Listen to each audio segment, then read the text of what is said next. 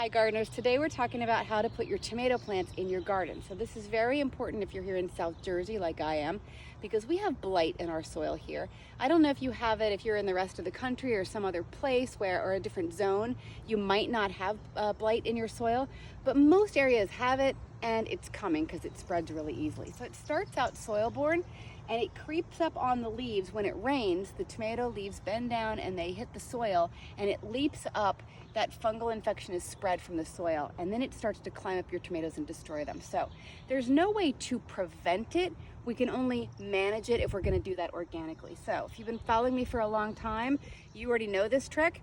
Cardboard down on the soil first, then cedar mulch on top. I use cedar mulch because there's no chemicals in it and it smells good and it actually deters pests a little bit. So I'm going to put the cedar mulch carefully around my tomato seedlings. I've punched a little hole in the cardboard to put the seedlings in there. I've cut off any lower leaves on the tomatoes, and as these grow up, I'll continue to put a little fresh mulch here and there.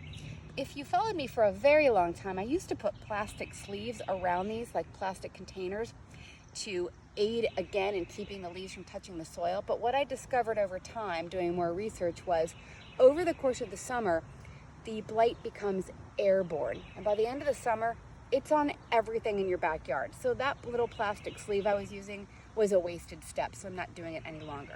So when you transplant your seedlings, cut off lower stems, put cardboard down over the soil, put the cedar mulch around them in a good 2 to 3 inches, and then make sure you have a trellis ready to go because these are going to start to take off. You're going to come out before you know it, and they're going to need to be staked to something that's standing upright. Let me know if you have questions about growing tomatoes and specifically transplanting them into your garden. I'm Tony Farmer, and this is my garden.